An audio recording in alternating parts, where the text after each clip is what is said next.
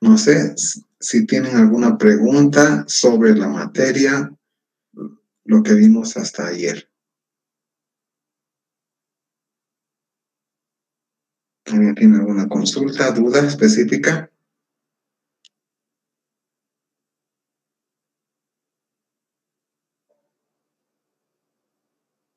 Parece que no. Eso un ratito.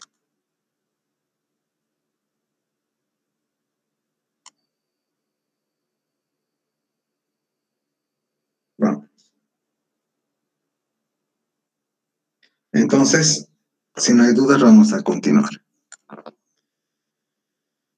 Entonces, un problema de las industrias en todos los años, pasados incluso en estos años, es que no solamente contaminan el aire, también contaminan el suelo y muchas veces el agua. ¿Cómo hacen eso? Virtiendo sus residuos a los líquidos. Es el caso de ejemplos que tenemos aquí en curtiembres, en faenadoras de pollos, donde se ha visto en noticias muchas veces este tipo de contaminación, ¿no? Y esto fue una constante desde que ha empezado las industrias.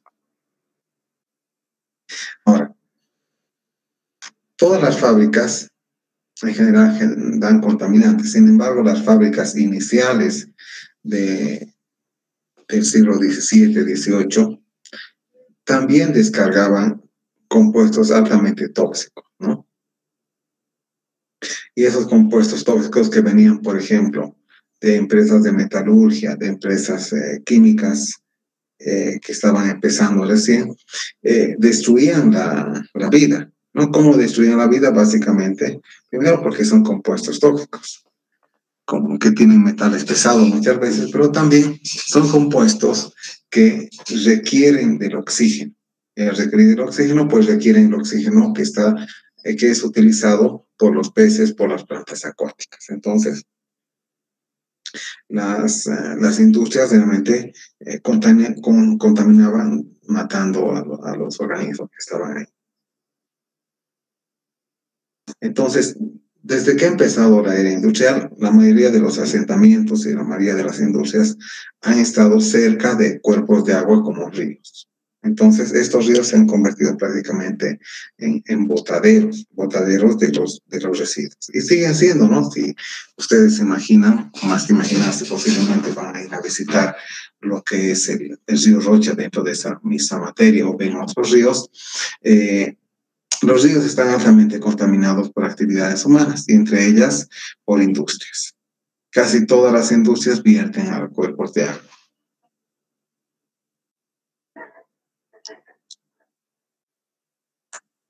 Ahora, algo que se pudo comparar a lo largo de la historia sobre la contaminación es que si bien cuando empezó la contaminación industrial en el siglo XVII, XVIII, XIX, en las capitales europeas, teníamos industrias que producían bienes de consumo, pero que al mismo tiempo contaminaban los ríos, ¿no? Y más o menos a partir de la década de 1920, 30, 40 hasta 60 empezaron a haber algunas medidas de contaminación, algunas medidas para evitar la contaminación, ¿no? Como pequeñas plantas de tratamiento, como el tratar de reutilizar el agua, especialmente en lo que era la zona, más que en la zona, digamos, en países industrializados llamados el Occidente, ¿no? Cuando hubo la Revolución Rusa, como gran fenómeno, y no solo la Revolución Rusa, después también hubo, digamos, la Revolución Socialista en China. Estos regímenes, y bueno, todos los regímenes en general, daban mucha importancia a la industrialización, ¿no? Mostrando que la industrialización era posible bajo el gobierno del pueblo, entre comillas. ¿Y qué se hacía eso? Que significaba que era posible tener fábricas, tener industrias, cuando no había un dueño, ¿sí? Sino cuando todos eran dueños, o sea, cuando había el régimen socialista, ¿no? Y eso, ¿en qué implicaba en la parte ambiental? Básicamente que se buscaba la mayor productividad, pero no se veía la parte ambiental. Es así que mucha de la contaminación que se ha dado en la parte europea, más que todo en la parte oriental de Europa, se ha dado durante los regímenes comunistas de Rusia, digamos. Eso fue más o menos entre los años 30 y más o menos los años 80, ¿no?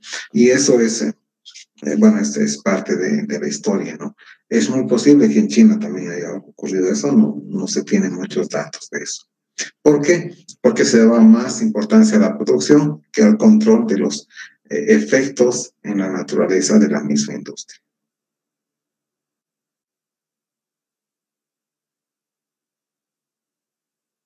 Entonces, en la historia nos muestra, ¿no?, que se daba gran prioridad al desarrollo de la industria, ¿no? Y la industria pesada básicamente era la industria metalúrgica. Es decir, la industria metalúrgica ha sido fuerte en lo que es el bloque comunista, tanto así que ha tenido influencia en muchos países, incluso en nuestro país. Si ustedes, no sé si se acuerdan, pero si ustedes no conocen, digamos, las primeras fundiciones de los años 40, 70, 80 han sido auspiciadas por países socialistas en nuestro país. De hecho, Alemania Oriental tenía un convenio con nuestro país para hacer funcionar algunas de las fundiciones de Oruro y de Potosí. Pero volviendo a lo que es la historia,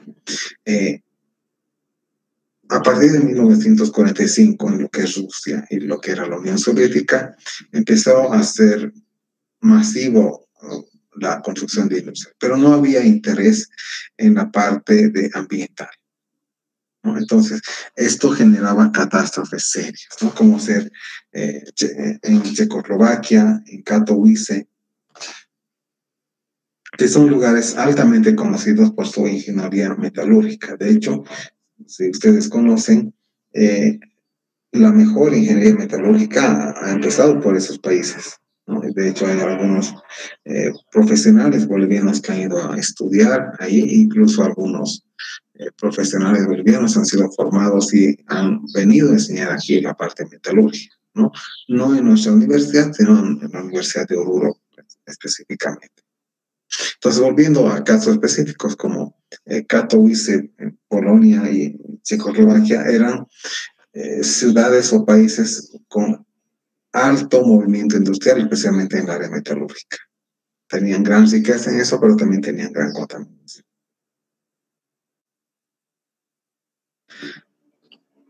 No solo ese nivel de industria, casi todos los tipos de industria en ese periodo, durante ese régimen, han fomentado la producción, lo cual estaba correcto de acuerdo a los ideales económicos, sociales, por así decirlo, ¿no? Pero no de acuerdo a la parte de deterioro de la naturaleza. De acuerdo a un estudio de la Academia de Ciencias de la Unión de Repúblicas Socialistas Soviéticas, en 1989, el 16% del país, o sea, de la Unión Soviética, cerca de 50 millones de personas, tenía grave contaminación industrial y química y era considerada una zona altamente dañada ecológicamente. De hecho, hay hasta anécdotas, ¿no?, que dicen que la calidad del aire en la ciudad de Moscú, que es la capital de Rusia ahora, comenzó a descender en los años 30. ¿A partir de qué? Del masivo despegue industrial. ¿Y esto en qué se reflejaba? Pues en la muerte de árboles, en que los árboles no crecían de la manera adecuada. También, no solamente en el lado socialista, ¿no? También en el lado no socialista, en el mundo en general, hasta los años 80 no había una conciencia del daño de las industrias a la naturaleza, ni siquiera al medio ambiente, a lo que se decía naturaleza.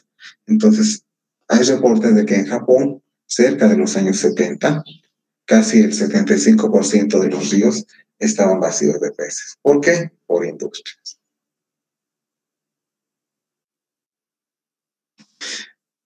Sin embargo, y este es lo paradójico, ¿no? Si bien había afectación al medio ambiente, había crecimiento económico. ¿Y eso en qué se notaba? En el incremento del Producto Nacional Bruto. ¿no? Que aumentó de un 10% en 1952 a un 43% en 1984. ¿Por qué? Porque se fomentaba la industria, que es la industria metalúrgica. ¿Basada en qué fuente de energía? En el carbón. Es decir, se utilizaba carbón para fundir el metal, y el metal daba lugar a partes, a piezas, ¿no? Y la producción, dice, se multiplicó por 20 entre 1949 y 1982. Ahora, utilizando ¿qué combustible? Carbón. El carbón vegetal, carbón mineral más que todo, ¿no? Y ese carbón es conocido porque tiene todo tipo de compuestos que también son, cuando son quemados, son liberados a la atmósfera. Entre estos se generaba el óxido sulfúrico. El óxido sulfúrico es el precursor del ácido sulfúrico, que genera lo que es la lluvia ácida, que vamos a ver más adelante. Entonces se dice que en ese periodo algunas ciudades chinas tenían hasta 7 veces el valor permitido de acuerdo a la Organización Mundial de la Salud en el aire sobre óxido sulfúrico. No solo ha ocurrido este fenómeno de la industrialización o de la contaminación por industrialización en Europa y Estados Unidos, también ha ocurrido en Sudamérica, ¿no? Y en los años 60, 70, 80, los países que más deslumbraban económicamente eran Argentina y Brasil. De estos dos, el país que se considera que contaminaba más es Brasil, ¿no? Tanto así que hay ciudades industriales. De esas, una ciudad industrial llamada Cubatao ha sido conocida como la más contaminada del mundo prácticamente. Eso fue en los años 80, ¿no? Ahora ya está, en este tiempo, el año 2021, ya está prácticamente en recuperación. Pero en su momento ha sido la más contaminada del mundo. En el periodo en que se escribía este documento, más o menos año 98, 99, 2000, ya había bajado su contaminación, ¿no? Pero había resultado esto en que habían desaparecido o muerto casi el 80% de la flora local. ¿Por qué? Por el efecto de contaminación industrial, principalmente de gases que vienen de industrias. Ahora, hasta ahora hemos visto casos donde la contaminación es un fenómeno puntual, por así decirlo, es decir, si hay industrias en Cochabamba, se contamina Cochabamba. Si hay industrias en La Paz, se contamina La Paz. El tipo de contaminantes que han ido apareciendo en la área industrial son cada vez más complicados de ser detectados, más complicados de ser removidos, pero al mismo tiempo han dado lugar a que los contaminantes no se queden en un solo lugar, es decir, los contaminantes atmosféricos se muevan a través de países incluso, esto por fenómenos como el viento, ¿no? Y esto lleva a lo que es la contaminación como fenómeno internacional, es decir, interés nacional entre naciones. Entonces, a mediados del siglo XX, más o menos 1940, 1960, 1950, empezaron a haber estudios o alarmas que decían que había un tipo de contaminación que no solo era para una zona, para una región o para un país, sino era una contaminación que se generaba en un país y se trasladaba a otro país.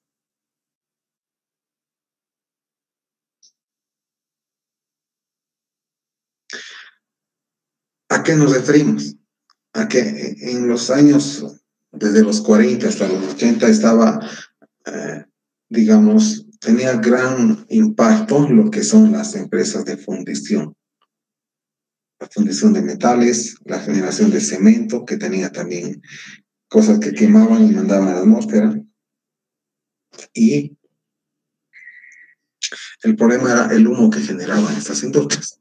El humo que generaban estas industrias afectaba la visibilidad, afectaba la calidad de vida de la ciudad y afectaba hasta la fama de la ciudad. Entonces, ¿cuál era el razonamiento, no? Que uno era no hacer que hubiera humo, lo cual era imposible porque era que no hubiera industria, y otra era que el humo que se genera en la industria, que no se quede aquí, que se vaya lejos. ¿Y cómo hacían ellos? Decían, cuanto más alto haga mi chimenea, mi humo no se va a quedar en mi ciudad, va a ir a otra o se va a ir a otro lugar. El problema es que eso hacía que los contenidos del humo también se fueran a otra ciudad. Entonces se empezó a dar el fenómeno de exportación de la contaminación. Y este fenómeno de exportación de la contaminación un poquito ayuda a explicar otro fenómeno más grande que se llama el fenómeno de la lluvia ácida. La lluvia ácida es un fenómeno que está asociado a procesos industriales que a su vez están asociados a la quema de combustibles. ¿Qué combustibles? Combustibles fósiles. ¿Cuáles son los combustibles fósiles? Son aquellos combustibles que se encuentran en el subsuelo, que podían ser derivados del petróleo, puede ser gas, ¿no? También está asociado a la quema o combustión de metales. Entonces vamos a ver un poquito esto de lo que es la lluvia ácida. La lluvia ácida se detectó por primera vez más o menos en 1850 en Inglaterra, ¿no? ¿Y por qué se caracterizaba la lluvia ácida? Porque era una lluvia que tenía un pH más bajo de lo normal. Bueno, aquí vamos a hacer una pausa. Quiero hacerles una pregunta para ver si no se me están durmiendo. A ver, ¿saben ustedes cuál es el pH normal del agua?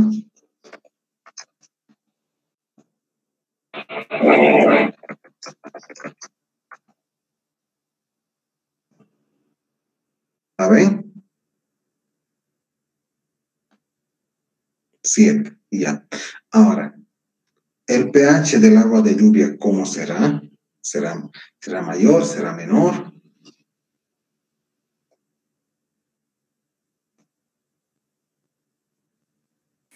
Es menor, ingeniero. Ya. ¿Y por qué creen que es menor? Porque los gases que hay en el aire, al mezclarse con el agua, se vuelve más ácida el agua. No es, si hablamos de la lluvia, no es tanto, pero más o menos está asociado a cuando ustedes hacen, a ver, ¿cómo pueden generar nubes ustedes? ¿Alguna vez es posible generar nubes? Caseramente, digo, no colocando compuestos químicos, pero caseramente sí han debido hacer esos, hasta ensayos en colegio han debido hacer. La temperatura, Inge.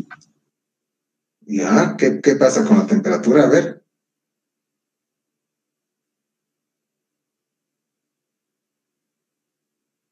Cuando la temperatura aumenta, el pH disminuye. ¿O no? Pero no es tanto por ahí. A ver, ustedes tienen una olla de agua. Aumenta la temperatura, ¿qué va a pasar?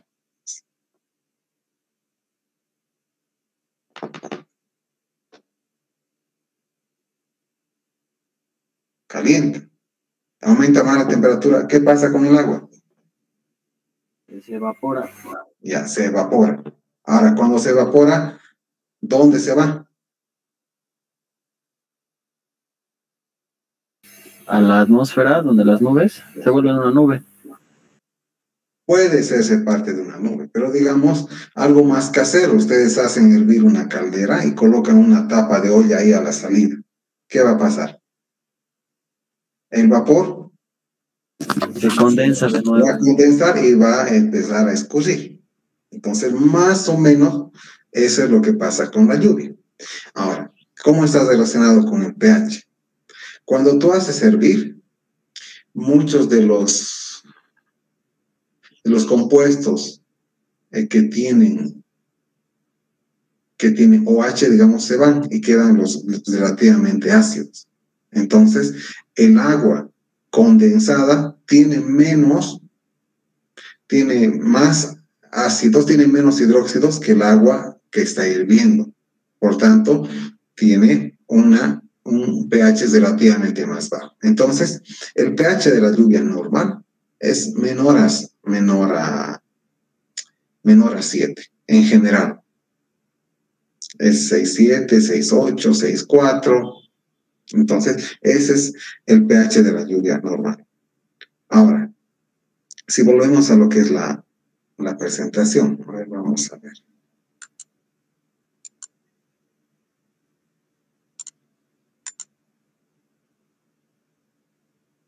Vamos compartiendo. Ya.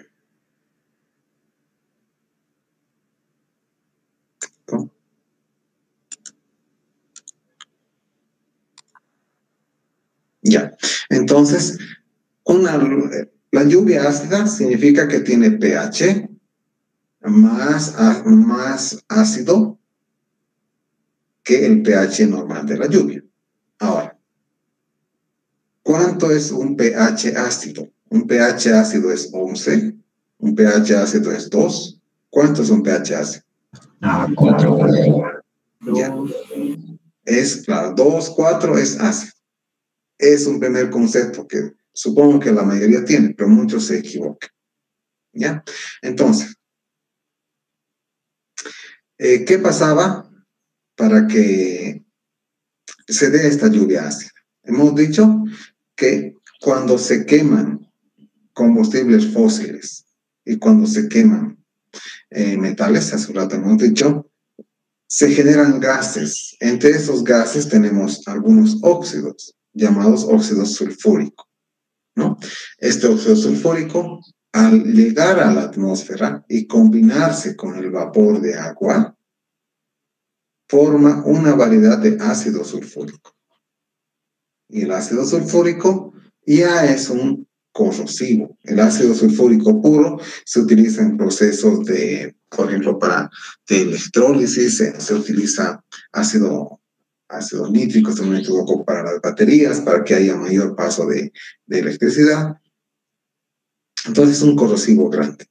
Entonces lo que se hacía al quemar combustibles fósiles y que estos se mezclan en la atmósfera con las nubes, se generaba vapor de agua que cuando se condensaba caía a la superficie en forma de agua más ácida, ¿no? Entonces, en principio, esta es la lluvia ácida, ¿no? Es decir, los gases de las chimeneas mezclados con el vapor de agua.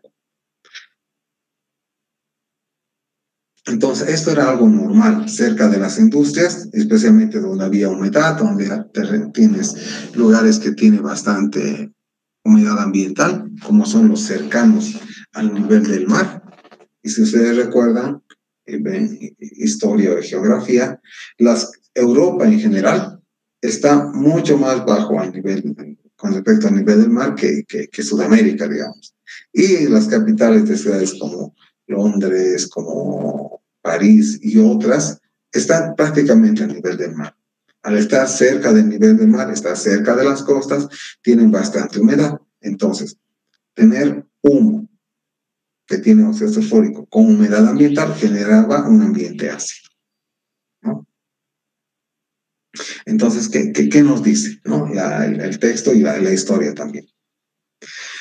Al principio, con las chimeneas bajas, la mayoría de las fábricas y centrales energéticas, la lluvia ácida era un fenómeno localizado cerca de los centros industriales, cuando tenían chimeneas bajas. ¿Pero qué es una chimenea baja? Digamos, yo tengo mi industria que tiene un galpón más o menos de 2 pisos y mi chimenea tendrá unos 6 metros más. Entonces, seríamos 10 metros. 10 metros es equivalente a un edificio de 3 pisos. A ese nivel, botaba sus humos cuando había humedad, se generaba lluvia ácida alrededor, ¿no? Pero a medida que pasaba el tiempo y quizás las restricciones de la población, las restricciones de las alcaldías que decían, ese humo nos daña aquí, ¿qué puedes hacer? Haz tu tu chimenea más alta para que se vaya lejos. Entonces, cada vez se hacían chimeneas más altas. ¿Para qué? Para intentar dispersar la contaminación, ¿no? En el sentido que ellos pensaban que si no lo veo, no contamina. Y es algo, es como decir ahora, ¿no? Yo genero agua residual, pero la mando por el alcantarillado. Entonces no veo la contaminación. Pero no es que no contamine, sino que estoy llevando la contaminación al río. En ese tiempo lo que se pensaba es que la contaminación, si no estaba cerca de ellos, no existía. Entonces decían, había teorías bien incoherentes, a veces decían, cuanto más alto hagamos, va a ser menos contaminante. O cuanto más alto hagamos, se va a diluir. Pero la teoría nos dice que los gases de igual densidad casi se mantienen juntos, entonces no se diluyen. Lo que pasaba es que cuanto más altas eran las chimeneas, pues se llegaba a alturas donde ya los vientos eran fuertes y los vientos sí iban de un país a país o iban de un continente a otro incluso. Entonces, el hacer esto hacía que estos humos fueran a lugares más lejos. Entonces dice, ha convertido a la lluvia ácida a un fenómeno mundial. ¿Por qué? Porque se lleva de un país a otro, ¿no? Presente tanto en las inmediaciones de los centros industriales como en zonas alejadas donde ha sido llevado por el viento. Y esa ha sido la principal característica de la lluvia ácida, ¿no? Ahora, ¿cuál es el origen de esa lluvia ácida? ¿No? Hemos visto un poco los óxidos sulfúricos, ¿no? Pero vamos a ir un poquito más en detalle de acuerdo a lo que nos dice nuestro texto y lo que nos dice la realidad también. La quema de combustibles fósiles y la fundición de minerales sulfurosos de hierro son las fuentes principales de dióxido sulfúrico. Ahora, si ustedes han visto alguna vez una mina en Bolivia, más que todo, y saben cómo es el proceso, no es que en una mina de estaño uno entre y saca piedras solo de estaño. Tenemos piedras, rocas que tienen estaño y otras cosas más, que tienen wolfram y otras cosas más, que tienen cobre y otras cosas más. Entonces a veces a eso se les llaman complejos. Pero muchos de estos, una roca, digamos, tendrá pues, no sé, el 30% de estaño puro, 30% de wolfram y parte de ese porcentaje es estaño con azufre, wolfram con azufre. Entonces, son metales que tienen azufre en sí. Y cuando tú vas a quemar esos metales, parte del azufre se va a ir a la atmósfera y va a generar el dióxido sulfúrico. Entonces, los minerales que tienen, o sea, las piedras que tienen los minerales casi siempre tienen azufre y cuando se les va a fundir, liberan dióxido sulfúrico. Ahora, cuando quemas combustibles fósiles, también se liberan nitrógenos, ¿no? Los combustibles fósiles son leña, es carbón, es petróleo, puede ser algunos aceites, tienen nitrógeno. Cuando quemas, también se liberan a la atmósfera óxidos de nitrógeno. Y esos óxidos de nitrógeno son precursores del óxido nítrico. Y es el precursor del ácido nítrico. Entonces, estos óxidos, tanto sulfúrico como nítrico, son los que contribuyen a acidificar el agua en el vapor. Entonces, esto se dio bastante, más o menos hasta 1980, cuando hubo un consenso de países industrializados que había daño a la atmósfera. Entonces, las emisiones de dióxido sulfúrico de los países de la Organización del Comercio Internacional han ido descendiendo de a poco, ¿no? Porque se han ido viendo procesos de fundición que separan estos óxidos. Sin embargo, no todas las industrias, al menos en los años 2000, 2010, tenían esas políticas de tener lo que se llama producción más limpia, porque eso implicaba más procesos, implicaba más costos. Entonces, los países industrializados sí tenían un compromiso más o menos serio, especialmente en Europa, de bajar la emisión de gases que generan la lluvia ácida, pero los países que no tenían tanta industrialización y los países que desean ser industrializados, pues no tienen ese compromiso de disminuir la contaminación. De hecho, es una competencia económica. Tienes países que tienen mucho dinero, tienen mucha industria, y tienes países que tienen poco dinero, poca industria. ¿Cuál es el ideal de los países que tienen poco? Ser como los otros. Pero lo que no ven es la implicancia ambiental. Entonces dicen, no, yo quiero generar tanto dinero como ellos generan. Pero no ven que el generar dinero también implica tener gastos para hacer la remediación ambiental. Los países que no conocen mucho o que no le dan esa prioridad, no consideran eso, ¿no? Entonces, si bien las emisiones industriales de esos países industrializados empezaron a bajar a partir de los años 70, no todos los países estuvieron de acuerdo con eso, ¿no?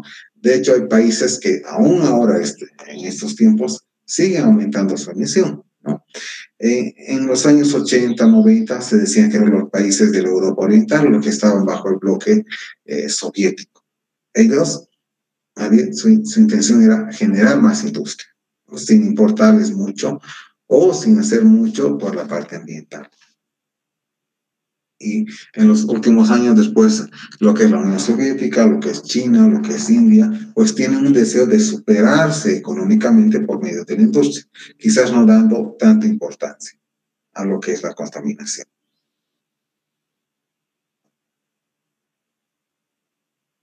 Entonces, más o menos, ¿cómo funciona esto de la lluvia ácida? Tenemos aquí en este ejemplo. Tenemos las industrias que generan todo, o sea, los domicilios en las industrias generan gases. Gases como dióxido de carbono, dióxido sulfúrico, dióxido de nitrógeno. ¿No? Dióxido de carbono viene más que todo del fenómeno de la respiración, ¿no? Dióxido sulfúrico, dióxido de nitrógeno vienen de las industrias. Estas se combinan con agua. ¿Agua dónde? Agua en forma de vapor en la atmósfera y forman ácidos, ácido nítrico, ácido carbónico, ácido sulfúrico. Como las chimeneas eran cada vez más altas, pues es un fenómeno que hacía llevar los gases a otros lugares. Entonces, tú tenías aquí una zona industrial donde se supone que va a ser altamente contaminado, era ligeramente contaminado, pero esas nubes podían ir incluso a lugares donde no había contaminación, donde no había focos de contaminación. Bosques. Afectaban a los bosques, ¿cómo? Haciendo caer la lluvia ácida.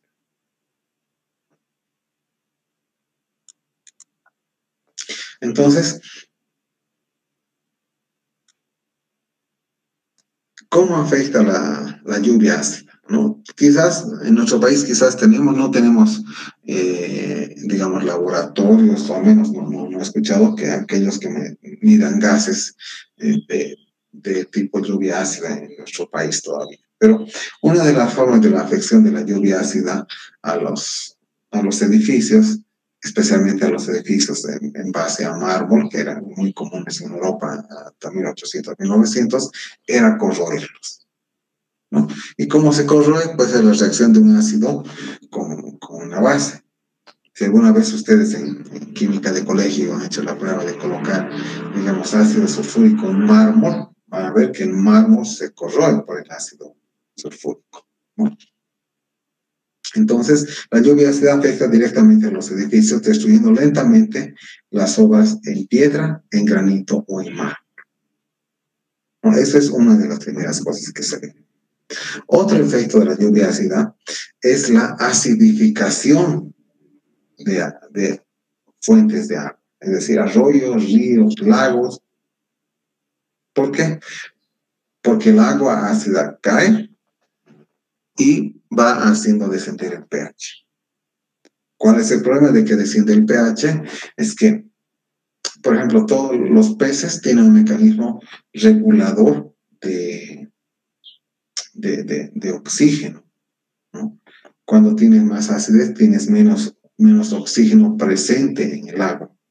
Entonces, lo primero que ocurre es que el oxígeno se pierde y el oxígeno necesario para que vivan los peces empieza a disminuir. Y como reacción que hacen los peces, si pueden, tratan de migrar a otro lugar. Y si no, simplemente se sofocan por falta de oxígeno. Entonces, los procesos en sí de afectación por una lluvia ácida son complejos, no son directos de entender, ¿no? Pero uno de los efectos más serios es la concentración de metales a pH más bajos, ¿no? Por ejemplo, aquí nos muestra un ejemplo, ¿no? La precipitación del aluminio como hidróxido de aluminio, ¿dónde? En las agallas de los peces. ¿Qué quiere decir esto? ¿No?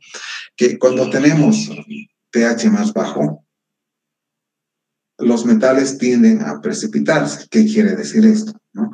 Que si tú tienes agua donde hay hierro, donde hay manganeso, donde hay plomo, digamos, y está en solución, es decir, está en el mismo líquido, si tú colocas un pH muy bajo, empieza a sentarse, empieza a caer al fondo, o empieza a cristalizarse.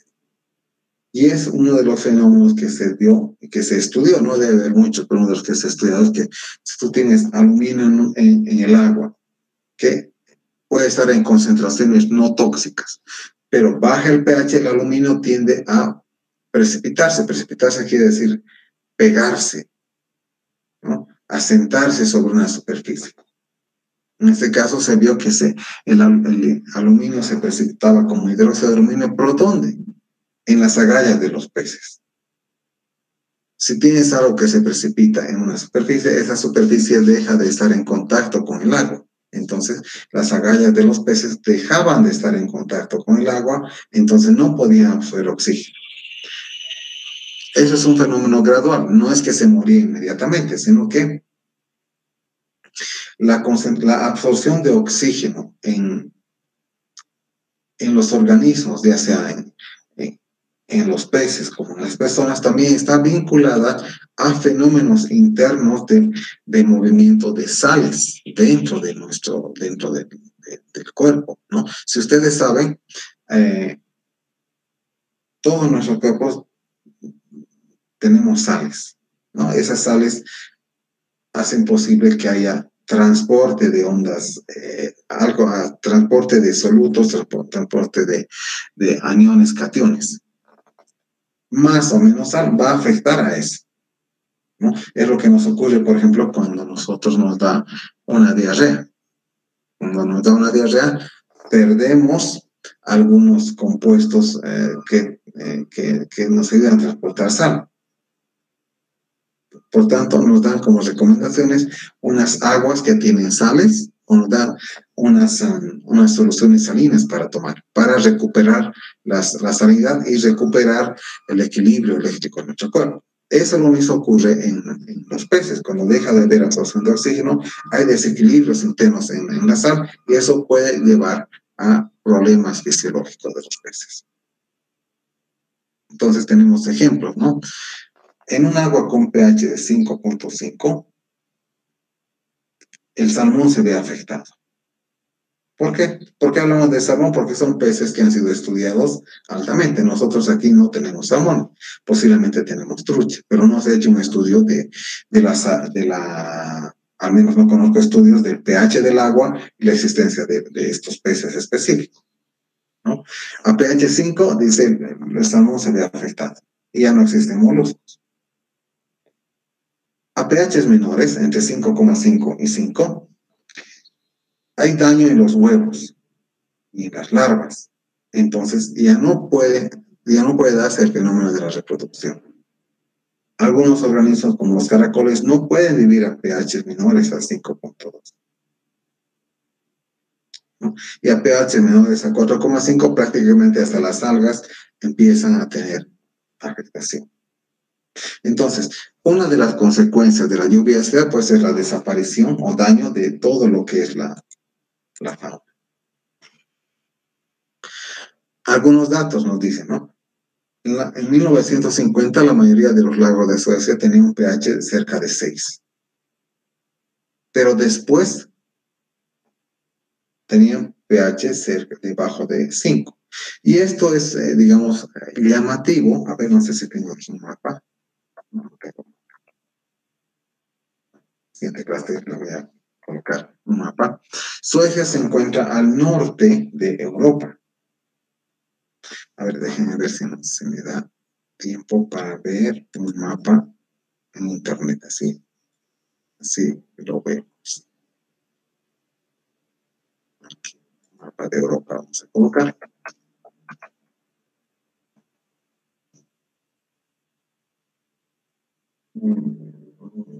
Que tenga el nombre de los países aquí, para que pueda verlo grande.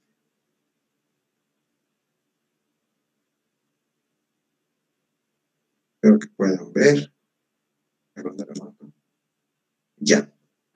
Aquí. Esto es Europa. Esto es Suecia. Esto es Noruega. Esto es Rusia. En los años 50, 60, 70, las industrias más contaminantes estaban en Polonia, Alemania Oriental, algo de Checoslovaquia, República Checa, aquí. ¿No? Pero Suecia era un país que no tenía industria, lo mismo Noruega, pero era un país que era rico en bosques. Lo que pasaba es que las emisiones las emisiones industriales, de humos, que saben, de chimeneas, estaban principalmente aquí, y por viento se iban aquí, afectando seriamente a sus bosques, a sus lagos, a sus aguas. Entonces ahí teníamos el transporte de lluvia ácida. Por eso se dice un fenómeno internacional. Entonces seguimos aquí. Entonces dice, los años 80 muchos estaban por debajo de 5. Ahora, ¿qué otras señales u otros indicadores había de la contaminación? ¿No? Dice, en la parte occidental del país, los lagos eran 100 veces más ácidos que en los años 30. O sea, había aumentado mucho más, ¿no? En los países más cerca de Noruega, las reservas de peces descendieron a la mitad en los años 40. A partir del año 78, el salmón del tipo del Atlántico, el salmón es un pez que vive en río y en mar, dice, desapareció. Y a finales de los años 80, más de 20.000 lagos escandinavos tenían grave problema de acidez, y alrededor de la cuarta parte de todos los lagos ya no tenían ninguna forma de vida, ¿no? Si bien este es un fenómeno que se ha reportado y estudiado más en Europa, es muy posible que también haya pasado o esté pasando algo de esto en Sudamérica, solo que digamos aquí no se estudia mucho.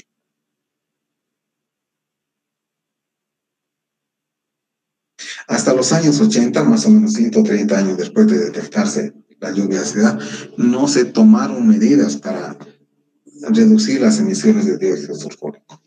¿Por qué no se tomaron medidas? Básicamente porque eso implicaba afectar la economía. ¿Por qué? Porque las emisiones de dióxido sulfúrico vienen de industrias fuertes, industrias que generan mucho dinero a ese país. Entonces los países no querían disminuir eso. También pensaban, este es un fenómeno pequeño, no va a afectar.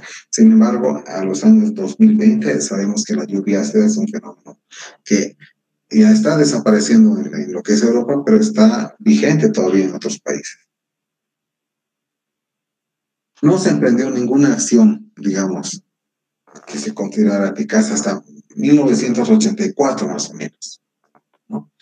Cuando se conformó una asociación de países que se llamó el Club del 30%, ¿no? Que estaba formado por parte de los países llamados industrializados, que se pusieron de acuerdo en reducir hasta el 30% O sea, reducir un 30% de sus emisiones que tenían en 1980.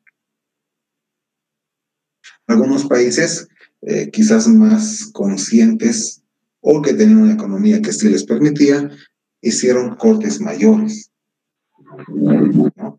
Pero en otros países no lo hicieron, ¿no? De hecho,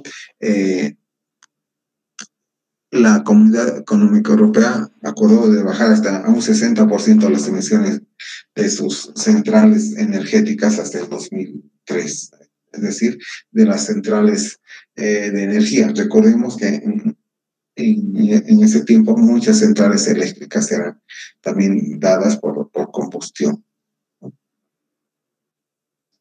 En los países en vías de desarrollo como los nuestros, pues no ha habido mucho cambio, por así decirlo. Ya, entonces vamos a pasar a una parte de comentarios. Vamos aquí, aquí. Ahora, ¿qué piensan ustedes de este fenómeno de lluvia ácida? ¿Será posible que se dé en nuestro país? Inge, antes de responder eso, ¿qué fábrica de Bolivia contaminaría más hoy en día? ¿O es por igual? No, en realidad, desde el punto de vista de, o sea, si hablamos de contaminación atmosférica, las industrias que tienen combustibles fósiles son, no sé, gasolina, es leña. Entonces, creo que las industrias grandes no utilizan ni gasolina ni leña, no utilizan gas, que puede contaminar, pero no puede contaminar mucho. Pero hay muchas industrias pequeñas que sí pueden utilizar estos combustibles, ¿no? Hasta hace unos pocos años te decían que las empresas ladrilleras eran las que contaminaban más, al menos en Cochabamba, porque eran básicamente leña, algunas tienen gas. Pero como industrias quizás tenemos por ahora más afección a lo que es el suelo y el agua, ¿no?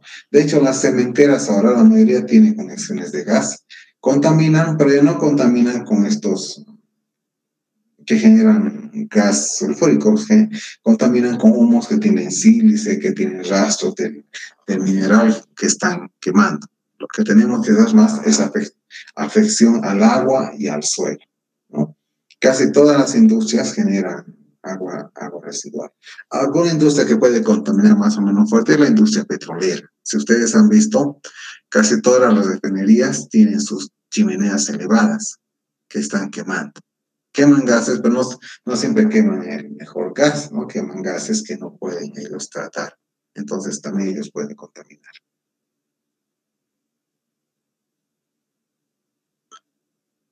Ya, respecto a mi pregunta, a ver, ustedes qué industrias creen o qué actividades humanas pueden generar estos gases de este tipo? A ver, en lo que conocen ustedes.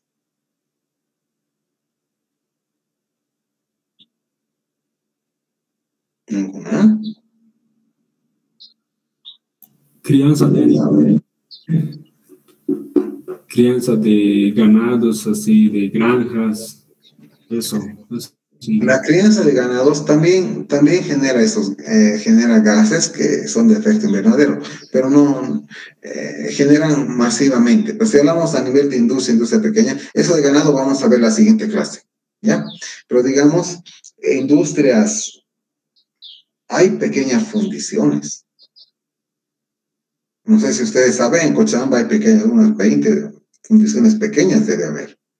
No hablamos de las como metalúrgica de las empresas mineras grandes como la metalúrgica Vinto que está en Oruro, no de esas, pero las pequeñas.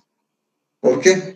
Porque si ustedes han visto ahí siempre personas o empresas que recolectan metales y los vuelven a fundir para hacer otras piezas. Y a veces no son a nivel industrial, son a nivel artesanal. Ellas pueden contaminar, ¿no? Después, ¿qué otros gases, o sea, qué otros contaminantes atmosféricos tenemos? Los automóviles. Vamos a ver más adelante también, pero casi todos los automóviles generan esos gases. Pero ¿cuáles contaminan más de los automóviles? Los que utilizan combustibles que no son tan refinados, los que utilizan diésel, por ejemplo, o sea, camiones, micros, flotas, esos pueden contaminar y generar esos gases que generan estos dióxidos de nitrógeno, que potencialmente podrían convertirse en gases que hacen la lluvia ácida. También, perdón, también no sería contaminantes los minerales que sacan de los minos, el azufre y todo sí, o sea, a ver, cuando sacas un mineral de la mina, sí vas a contaminar, pero vas a contaminar el agua. Pero así, o sea, ¿sabes cómo si sacaras una piedra? Rara vez, a no ser que tenga gases, esa piedra va a salir. Pero si tú la quemas, si tú la fundes, sí sus componentes van a liberar gases. Pero por el hecho solo de sacarlas, digamos, no vas a generar tanta contaminación. Vas a generar polvo que va a afectar a los alrededores, sí. ¿No? Pero posiblemente no vas a liberar, ¿no? Las que se liberan son las cuando se queman.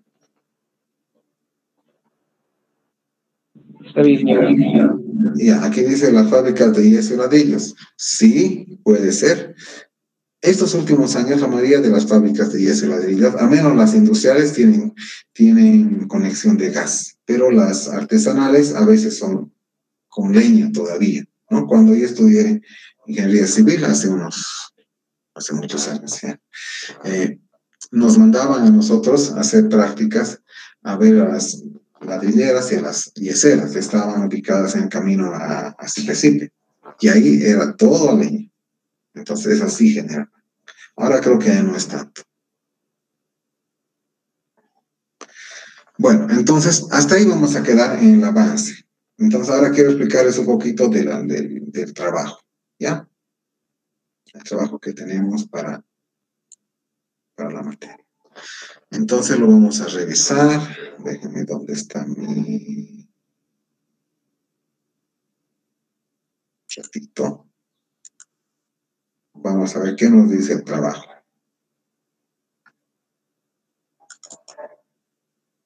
Supongo que ya han leído la instrucción. 2. Clase. Aquí está. Trabajo de contaminación ambiental. No sé por qué tengo 86 alumnos cuando solo hay 74 registrados. Voy a tener que eliminarlos a los que no están. Ya, entonces voy a leer y ustedes van a ir preguntando si consideran necesario. ¿Están viendo mi pantalla o no están viendo? No. Uy, entonces no estoy compartiendo, perdón.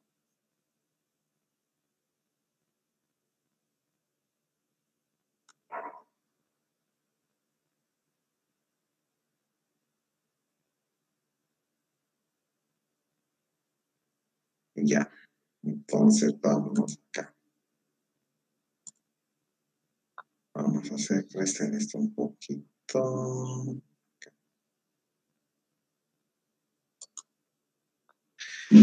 Ya, entonces, contaminación en el mundo de Bolivia, ¿no? El objetivo es que ustedes, en forma grupal, hagan una revisión bibliográfica sobre un tema de contaminación ambiental, ¿no? La definición de ese tipo de contaminación, causas de ese tipo de contaminación, efectos de ese tipo de contaminación, efectos en el mundo y ejemplos en Bolivia, ¿no? Además deben presentar lo que son conclusiones de lo que han leído y reflexiones críticas grupales. Ahora, como les he dicho al principio de la materia, esta es una materia para generar conciencia. Y la conciencia se genera leyendo, discutiendo y escribiendo. Por tanto, cuando dice conclusiones de lo leído y reflexiones críticas grupales, significa que es algo que ustedes como grupo discuten y lo escriben. No es que lo copian de otro trabajo, no es que lo copian de internet, ¿no? ¿Cómo van a redactar el trabajo? Utilizando Google Docs. No va a ser permitido utilizar Word ni ningún otro procesador, simplemente Google Docs, porque es parte de la plataforma de Google, ¿no? Si utilizan cuadros, tablas, ilustraciones, deben identificarlas. Identificar es ponerle un título acá a su tabla, un título a su gráfico. Se les da aquí cómo trabajar con tamaño de letra. Esto es la especificación sencilla de cómo trabajar, ¿no? Dice, se presentar el trabajo en la plataforma Clash. Máximo 10 páginas de trabajo. Grupos de 4 o 5 personas. No más, no menos. ¿Qué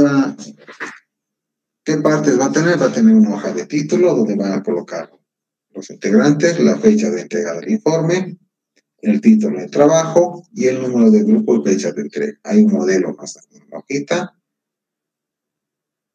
En la segunda página va a ser introducción. La introducción es mostrar qué es el problema, decir por qué se está estudiando esto. Eso ya ustedes lo tienen que ver.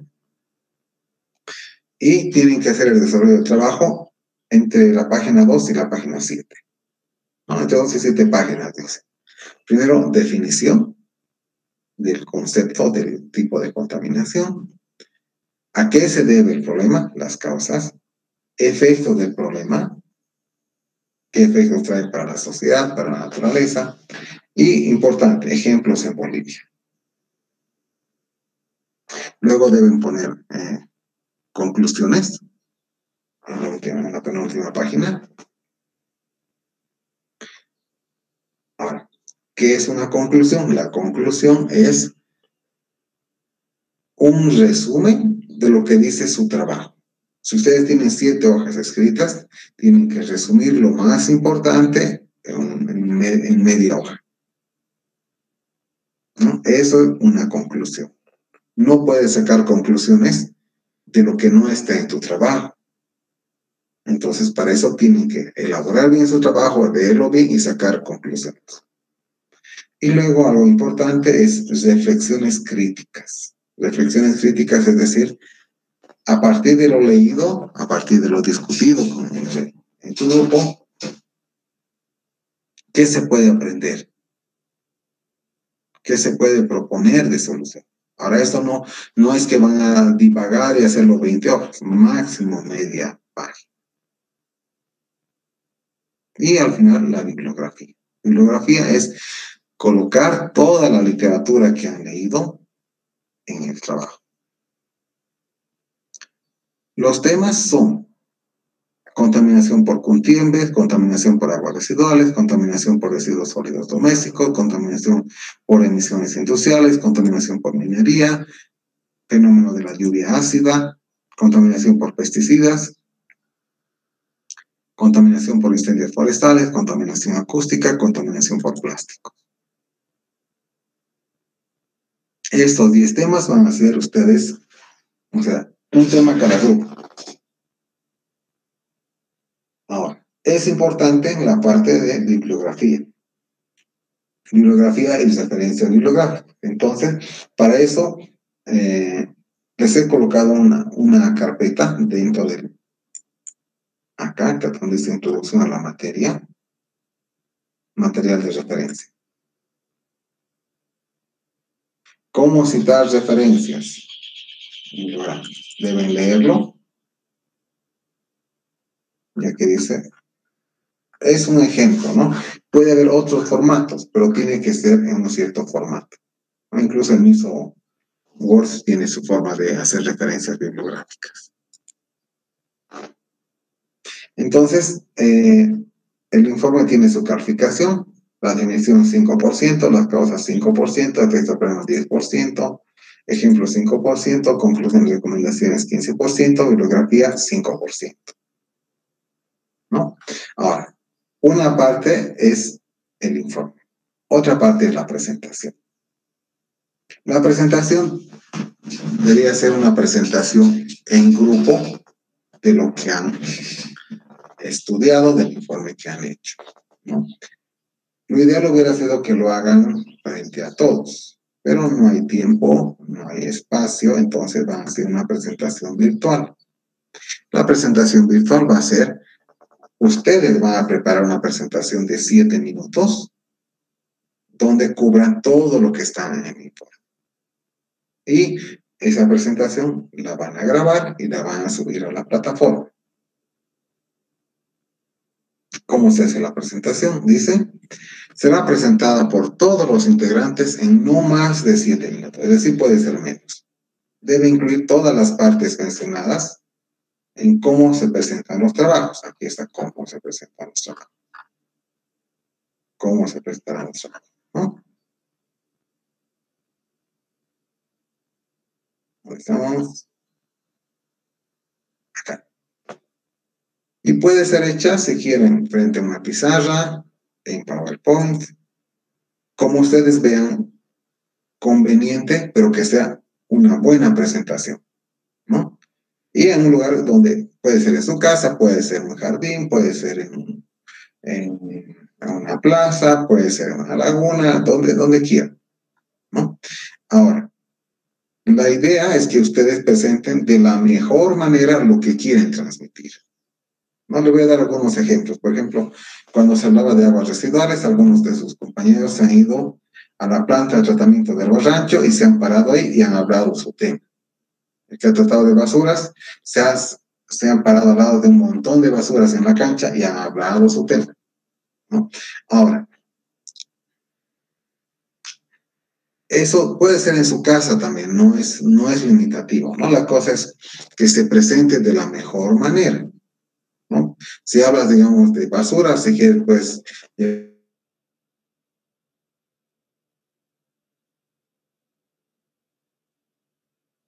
colocas como ejemplo de participar en esta presentación. Si hay 5 integrantes y solo 4 participantes, primero, al que no participa, lo saco, ¿no? O sea, no tiene calificación. Y los 5 también tienen menos nota. ¿Ya? Ahora, la presentación va a ser grabada. Y pueden grabar usando lo que quieran, pero básicamente celulares, ¿no? No digo que utilicen cámaras, que alquilen un equipo de filmación, nada, ¿no? Tampoco necesitan contratar a gente que edite videos. Si ustedes hacen su propia edición con todos los paquetes sencillos que hay disponibles, es suficiente. Yo no voy a ver, o sea, no voy a ver de gran manera la edición. Es más importante lo que digan y cómo lo digan que cómo está adornado. Ese es mi objetivo de mí como profesor. Que quiero que se explayen en mostrar que lo que han leído entienden y lo están presentando. Si no tienen recursos tecnológicos, no importa. Pueden hacerlo con su boca, con sus manos, pero tiene que notarse que ustedes han estudiado y entienden lo que están presentando. Que no sea que hay muchas veces que presentan chicos simplemente leyendo lo que está detrás del celular, y eso es evidente, eso les va a bajar la nota, ¿no? Ahora, la presentación debe ser clara, deben participar todos los integrantes, estar visibles y ser coherentes, o sea, ser coherente con el informe. Si en el informe dices, por ejemplo, las aguas residuales son generadas en la ciudad de Cochabamba por 500.000 habitantes, y luego me dices en el informe que la ciudad de Cochabamba tiene 20 habitantes y genera tanto, entonces no es coherente, ¿no? Ahora, también, ¿por qué estamos pidiendo presentación? Porque estamos queriendo que se califique también cómo ustedes hablan, no tanto cómo, o sea, no tanto ver que si tienes ropa cara, o si tienes camisa nueva, no. Cuando uno va a hacer una presentación, tenga o no tenga recursos, va más o menos bien vestido con lo que tenga, va bien presentado con su cara afeitada, un peinado más o menos bueno, no digo que un peinado de fiesta, pero no vas desgarbado, no es como, no vas a hacer tu presentación luego de ir a jugar fútbol a la cancha, ¿no ven? Entonces, imagínense que es una presentación formal. ¿no? Entonces, básicamente eso. ¿Y cómo se va a calificar? Vamos a calificar a todos los grupos de 1 a 100 en sus presentaciones, ¿no? Y también se debe evaluar tanto el informe y la presentación. Ahora, por motivo de falta de tiempo, yo voy a ver todas las presentaciones. Y voy a calificar todas las presentaciones. Pero posiblemente no me va a dar el tiempo para revisar todos los informes. Pero igual tienen que presentar todos los informes. Entonces lo que voy a hacer es, el día que entreguen los informes, vamos a sortear a cuáles informes reviso. Pues nadie sabe con anticipación cuál informe va a ser revisado o cuál no. ¿Ya? Entonces, la fecha de entrega es el 1 de octubre, tanto del documento como de la presentación. Ese día en la clase vamos a ver el sorteo de a cuáles se revisa. Va a ser a la mitad, ¿no? Como idea puede ser que ustedes hagan su trabajo en Google Docs y donde ustedes van aportando, ¿no? Así también me ayudan para la calificación. Entonces, ¿cómo va a ser la distribución de los trabajos? Tenemos 10 temas y no sé cuántos grupos tendremos, ¿no? Pero digamos, el grupo 1, el grupo 11 y el grupo 21, si tenemos, van a hacer el tema 1. Grupo 2, grupo 12 y grupo 22 van a hacer el tema 2. Grupo 3, grupo 13 y grupo 23 van a hacer el tema 3 y así sucesivamente. Entonces, esa es la descripción del trabajo. ¿Hasta ahí tienen alguna pregunta, consulta? El tema nos va a designar usted, ¿no ve? Sí, sí, he visto que han colocado en la plataforma. ¿Dónde está? A ver, han colocado en su... ¿Dónde está? Un ratito. Tablón. Aquí.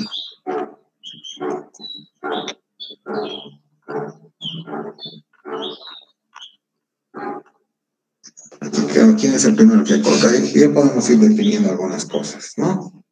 Ahora, quiero ver, ¿a quiénes les falta grupo todavía de los presentes? ¿Hay varios que están sin grupo?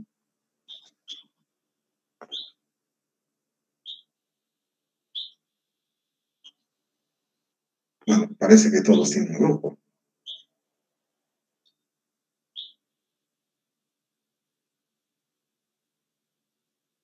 Bueno, ojalá que todos tengan grupo, ¿ya? Pero digamos, ya podemos ir numerando ahora. Si es que esto me permite. A ver, aquí voy a hacer el proyecto. Digamos si este fue el grupo 1, como aparece.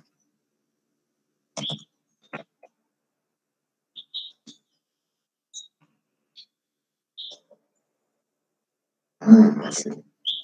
¿Y dónde queda esto? Abajo. Ya está bien. Entonces vamos a hacer. Esa era pruebita nomás. A ver. El grupo integrado por Liliana Cabrera, Adrián Claros, Elmer Chucamani, Peter Paul Salazar y Santiago Sánchez va a ser el grupo 1. ¿Hay alguien presente del grupo 1? Sí, buenas tardes. Ya está. Entonces está quedando en el tablón. Ustedes son grupo 1. ¿Ya? El grupo integrado por Noemar Aguilar, Miguel Tococari, John Bautista, Lisette Morales y Esautito es el grupo 2. Y esto está quedando en la plataforma.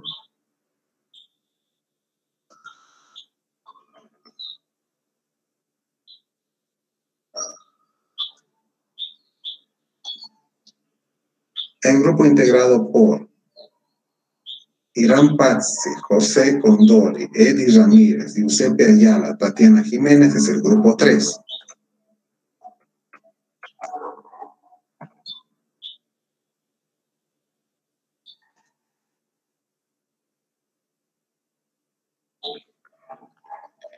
El grupo formado por Santiago Erostegui, Eddie Flores, Wilber Flores, Eric Martínez y Jason Pawasi es el grupo 4.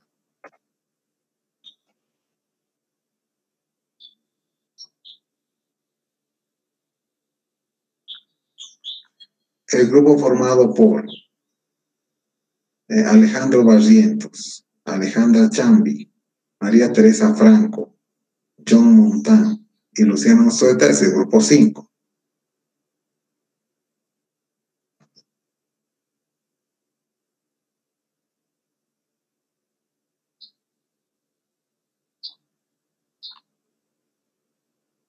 El grupo formado por Elvia Ayala, Roxana Choque, Rebeca González, Jonathan Mancilla, Mauricio Rocha es el grupo 6.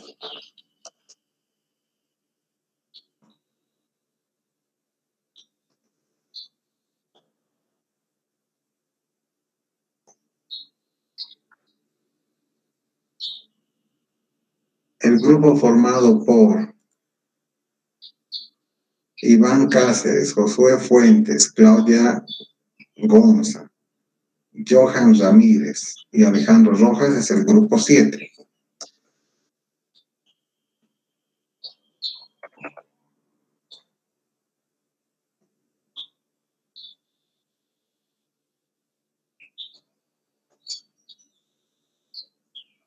El grupo formado por Gisela Rojas, Camila Pereira, Sergio Olmo, Alexis Mamani y Gonzalo García es el grupo 8.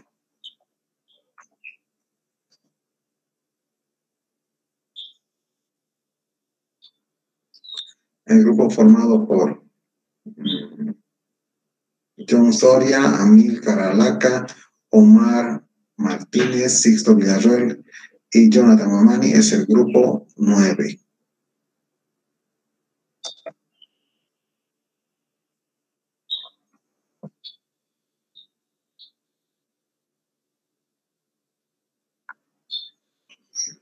El grupo formado por Flavia Ramírez, Lilian González, María Angélica Castro, Waldo Delgadillo y Daniela Callata es el grupo 10.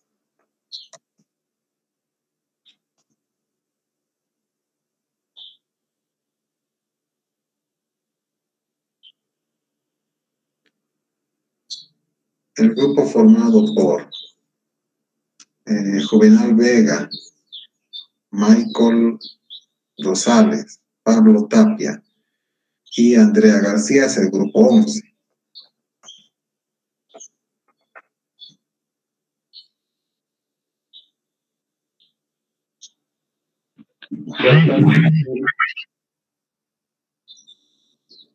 Ya, el grupo formado por José Arnés, Ariel Salazar, Limber Pinedo, José Fuertes y Rodrigo Quispe es el grupo 12.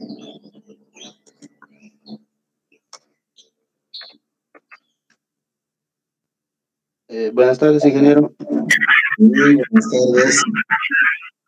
Una consulta, en el grupo 11 hay una persona más que está integrada.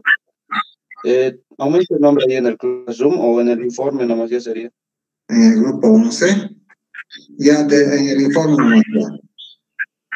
Listo, gracias. Dice Laura Marca Flores. ¿Está por aquí Laura Marca Flores? Sí, ¿Ya tiene sí, el grupo? ingeniero. Sí, exactamente en el grupo 11 que le acaba de hablar el compañero Juvenal. Ya. Está bien, entonces eso nomás. Muchas gracias, ingeniero. Grupo 11.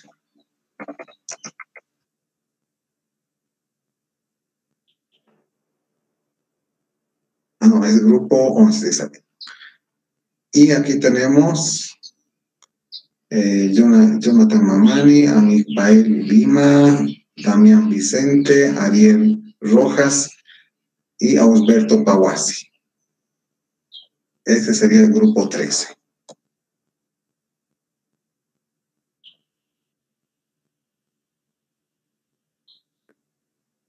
Entonces, ya falta todavía. El grupo formado por Noé Rocha, Felipe Cuizara, Grover Aspetti, Edson Calizaya y Ansber Ramírez es el grupo 14.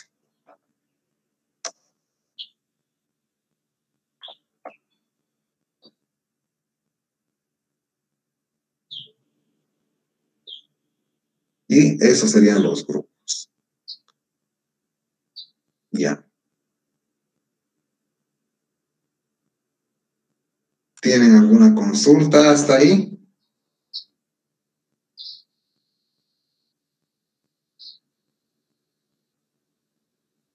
Bueno, pues si no hay consultas ya tenemos definidos los grupos.